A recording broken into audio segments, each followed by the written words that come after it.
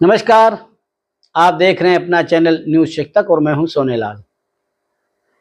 कल जब मैं विभिन्न मीडिया हाउस के चक्कर काट रहा था, सोच रहा था कोई खबर अलग हटके मिले, लेकिन कल ऐसा लगा कि आज के बाद अंबेडकर जी नहीं रहेंगे, अंबेडकर जी का नाम नहीं रहेगा।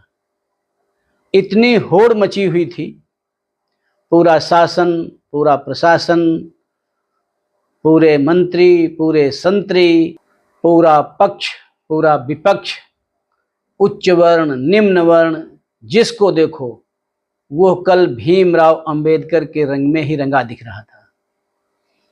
लगता था कि आज अगर भीमराव अंबेडकर का नाम नहीं लिया तो फिर 1 साल तो कम से कम नहीं ले पाएंगे। यहाँ तक कि प्रधानमंत्री, गृह मंत्री, सभी राज्यों के मुख्यमंत्री, उनके मंत्री सभी कल खाली भीमराव अंबेडकर के नाम के ही माला जप रहे थे।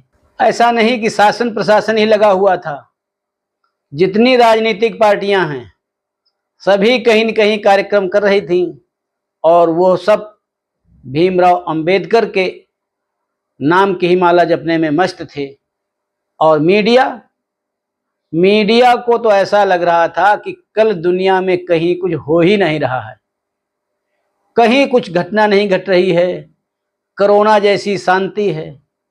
तो ऐसे में वो क्या छापें, क्या टीवी पर दिखाएं, क्या सोशल मीडिया पर दिखाएं। वहाँ पर भी सभी तरफ देखो, वहाँ पर भीमराव अंबेडकर की धमाचौकड़ी लगी हुई थी। कई मीडिया हाउस के प्रतिष्ठानों को देखा, जहाँ से हम लोग न्यूज़ कलेक्ट करते हैं, वहाँ देखा, तो जहाँ भी देख रहा था कि कल इनका निशान ही नहीं रहेगा। ये कल की अफरा तफरी थी पूरे मीडिया जगत में, चाहे वो प्रिंट मीडिया तो आ जाई है, लेकिन जो सोशल मीडिया थी, इलेक्ट्रॉनिक मीडिया थी, सब जगह शासन प्रशासन उसी में सब कल पूरा दिन भर व्यस्त रहे। कांग्रेस पर आरोप लगते हैं कि उन्होंने उनके जीवित रहते ही, यानी अंबेडकर साहब के जीवित रहते ही उनका कई बार अपमान किया। भाजपा पर आरोप लगते हैं कि वो जो भीमराव अंबेडकर जी ने हमको संविधान दिया है उसको ही खत्म कर देंगे। आरोप लगते हैं सपा पर कि उसने अंबेडकरवादियों को हमेशा ही हाशिए पर रखा। आरोप बसपा पर भी लगते हैं कि बसपा ने अपने स्वार्थ सिद्धि की नाम लिया भीमराव अंबेडकर का, लेकिन स्वयं का विकास किया। प्रश्न ये भी है कि अगर संविधान भीमराव अंबेडकर जी ने लिखा था तो फिर उस संविधान सभा में 250 लोग वो क्या कर रहे थे। प्रश्न ये भी है कि यदि संविधान में दलितों के लिए आरक्षण की व्यवस्था भीमराव अंबेडकर जी ने ही अकेले की थी, तो उस समय जो राजनीतिक परिदृश्य था, नेहरू थे, महात्मा गांधी थे, पटेल थे, अब्दुल कलाम आज़ाद थे, ऐसे लोग, क्या उनकी सहमति नहीं थी? अच्छा होता कि कांग्रेस आज जो दलितों की दुहाई दे रही है, उसने 50-55 वर्ष जो एक छत्र राज्य किया और उसके राज में उसने दलितों के लिए इतना कुछ क्यों नहीं किया कि आज भी दलितों को आरक्षण की जरूरत महसूस हो रही है। अंबेडकर जी का संविधान अगर कांग्रेस मानती है तो उनकी कही हुई बातें जो संविधान में थीं उनको ही कांग्रेस ने क्यों इतनी बार संशोधित किया।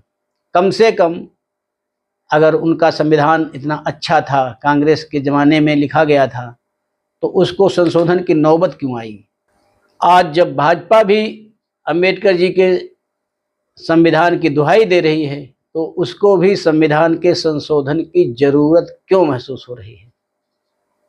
और यदि भाजपा भी इतनी हितैषी बन रही है दलितों की, तो फिर उसको कहने की क्या जरूरत थी।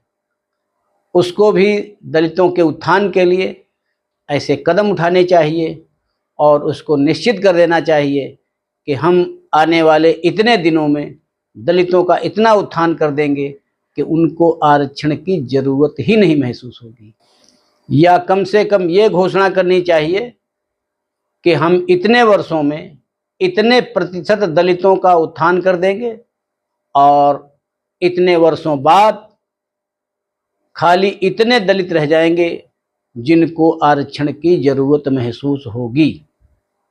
सपा बसपा 30 साल वर्ष तक लगभग उत्तर प्रदेश में इन लोगों ने कभी इसका कभी उसका, कभी इसका कभी उसका करके शासन किया, तो फिर कम से कम उत्तर प्रदेश में ही दलित इतना मजबूत हो गया होता कि उसको आरक्षण की जरूरत नहीं पड़ती।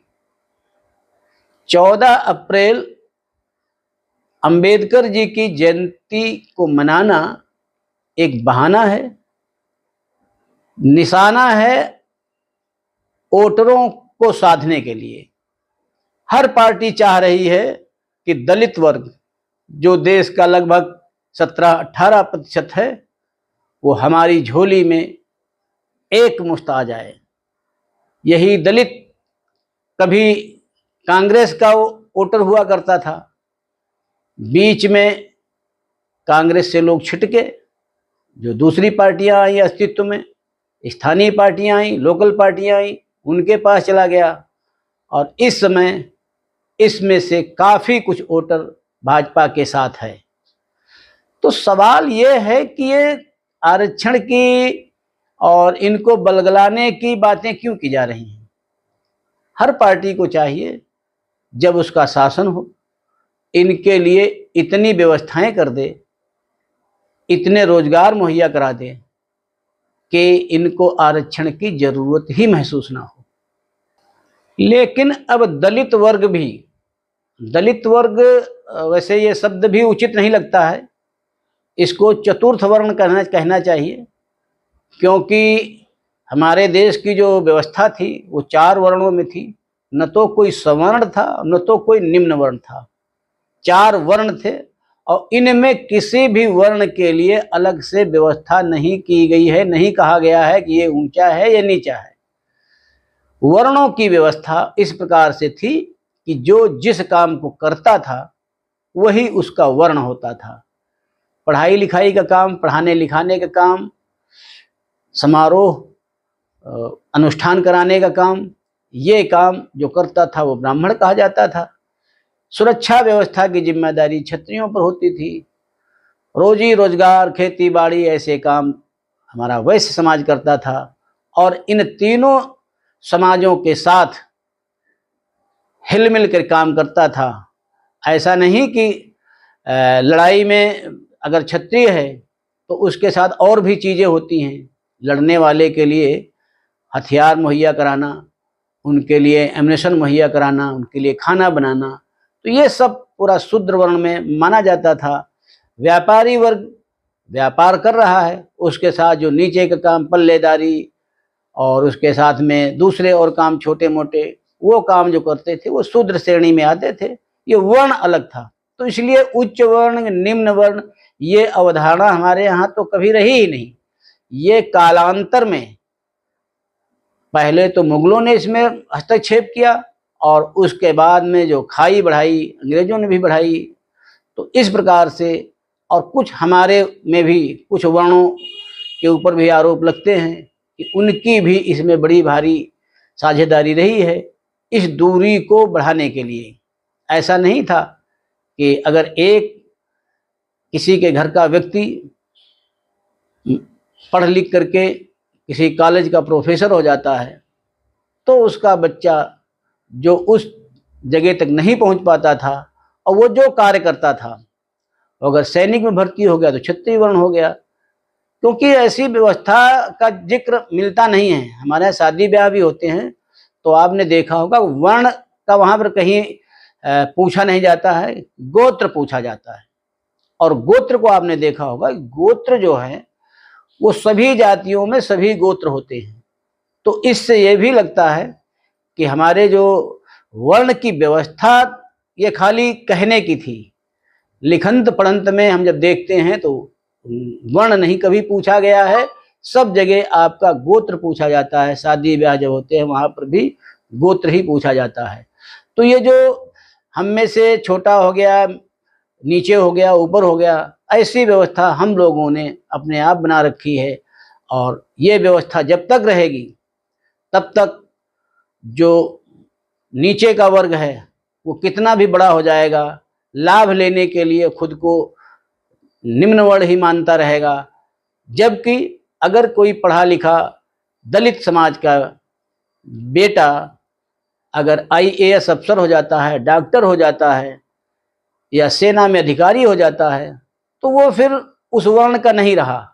लेकिन हमारे मन में जो एक बैठा हुआ है कि हम इस वर्ण के हैं, इस जाति के हैं, और ये जब तक हमारे यहाँ पे रहेगा तब तक ये नेता जो अपने स्वार्थ के लिए, वो किसी भी पार्टी का हो, आपको टुकड़ों टुकड़ों में बांटते रहेंगे और आपका वोट लेते रहेंगे। और देने के लिए जो है, तो अगर आप ये बताइए कि अगर समाज में आपका एक वर्ग आपका बढ़ जाता है और दूसरा वर्ग नीचे रह जाता है, तो उसको विकास नहीं कहा जाएगा। तो इसलिए कल हमने जो देखा कि सबका, जितने भी नेतागण थे, किसी भी पार्टी के थे, सभी पार्टियां, एक भी को अपवाद नहीं था, सभी पार्टियों के नेता दलित वर्ग, जिसे हम चतुर्थ वर्ण कह रहे हैं, उसको मनाने के लिए, रिझाने के लिए जगह जगह कार्यक्रम कर रहे थे। और मानो ऐसा और कोई कार्यक्रम हो न रहा हो, तो इसलिए मीडिया भी हमारा जितना भी था सब उसी जगह पे व्यस्त था, मस्त था। तो आज इस विशेष अंक में इतना ही। अगले अंक में फिर किसी अन्य विषय पर चर्चा करने के लिए आपके सम्मुख प्रस्तुत होऊंगा। तब तक आप हमारे चैनल को देखिए, लाइक करिए, शेयर करिए और सब्सक्राइब अवश्य करिए। धन्यवाद।